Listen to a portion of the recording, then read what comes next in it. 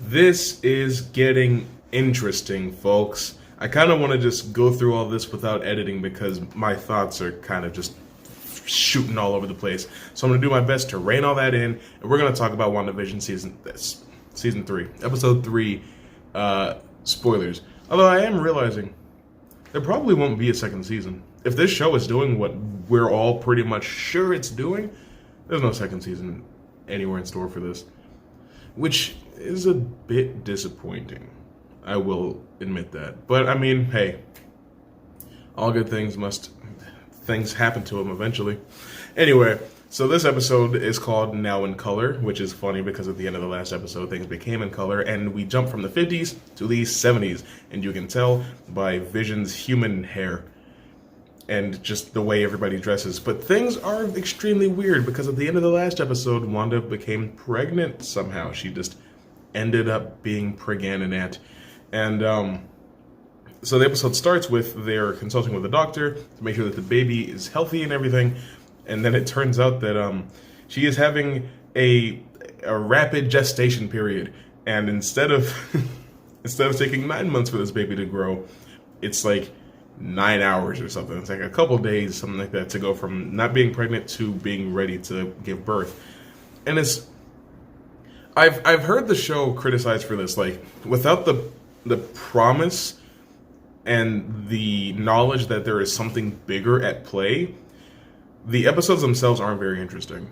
And I see why they say that. Like the sitcom stuff from the last 2 episodes wasn't perfect. It wasn't great. Well, that's not true. I loved Vision being gummed up. I thought that was amazing. But this episode, I actually thought that, like, just the in-universe sitcom stuff that this episode was doing with the whole, like, oh, I don't want anybody in the neighborhood to find out that I'm pregnant because there's already weird stuff going on and blah, blah, blah. I thought all of that stuff was interesting.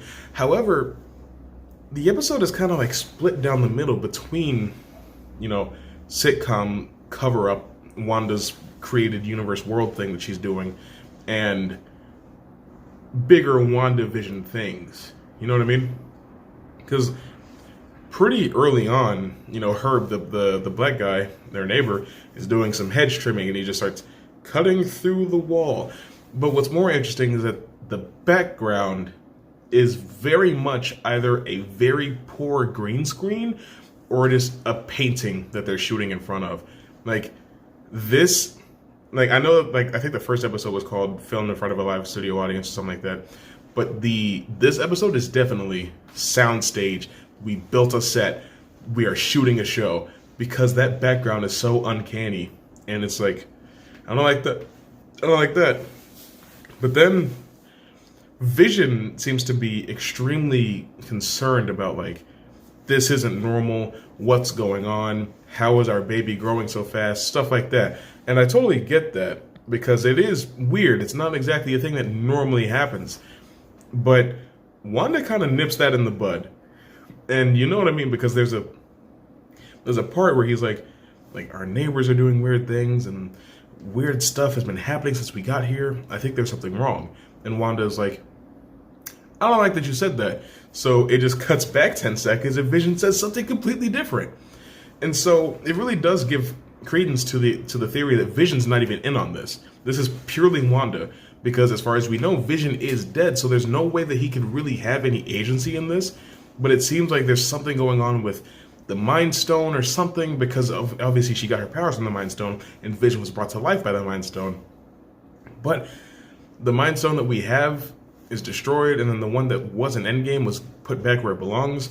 So it is interesting to see how things are going to turn out. Another thing that okay, right? Each episode has a different intro, and that's cool. That seems to be like it's going to be a theme that runs throughout the entire series.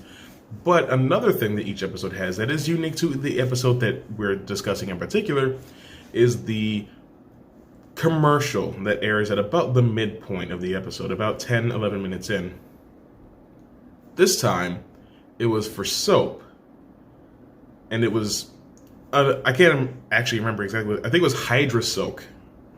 And so we have 2 Hydra things and 1 Stark Industries thing. So this is definitely some sort of mind trick when it comes to Wanda, because obviously the word Hydra, the concept of Hydra, will have some sort of impact on her mentally because of what she went through because of Hydra. And then furthermore, what I found interesting is when she gives birth to the child, when, you know, all that stuff happens, and like Vision's like, oh, hey, little Tommy. As a joke, I was like, Tommy Jarvis. Because Tommy Jarvis is like the only pop culture relevant Tommy character that I could think of. But then I was like, Tommy Jarvis.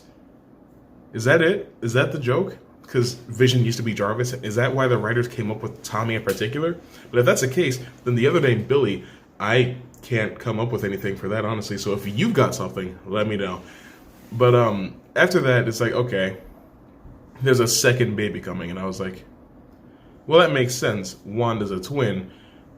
Twins are, I think, a pretty good percentage more likely to have twins because there's something in the genetics there that I don't personally know. I've known 3 sets of twins in my life, but none of them have had kids yet. So I have no idea. But when Wanda mentions that she's a twin and that she had a brother named Pietro, Geraldine, you know, the black lady, is like, Pietro, he was killed by Ultron, wasn't he? And Wanda shuts everything down. She shuts down the whole illusion. Like, did you just say Ultron? There are 2 names that I feel like you do not say to Wanda. Ultron and Thanos. Because one cost her brother, and the other cost her lover, the guy she really, really liked.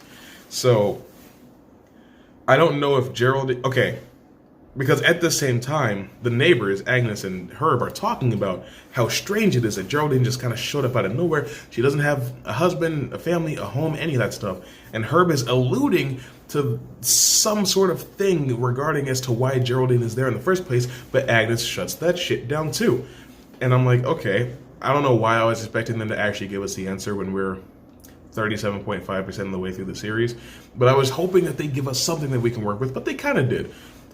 Geraldine seems to be planted there by somebody to find Wanda and, like, I don't know, get her to break the illusion or something like that. Plant something in her head to get her to snap out of it, right? Because as things are going, we are definitely headed towards a live-action House of M type thing, which I am totally here for. Only thing is, I wish there were more characters involved because House of M was a Marvel-wide story. It didn't just affect Scarlet Witch and her circle, but whatever. Because at the end, we finally get some sort of confirmation as to what we've been suspicious of this whole time, that she is controlling some sort of pocket dimension. Maybe she didn't create one, maybe she just hijacked this space and just started doing things. Because at the end, Geraldine gets pushed out of this like force field type thing and ends up in the grass, and some armored dudes with rifles come up on her, and you see this compound that looks a lot like the S.H.I.E.L.D. compound that they built around Mjolnir in the first Thor movie back in 2011.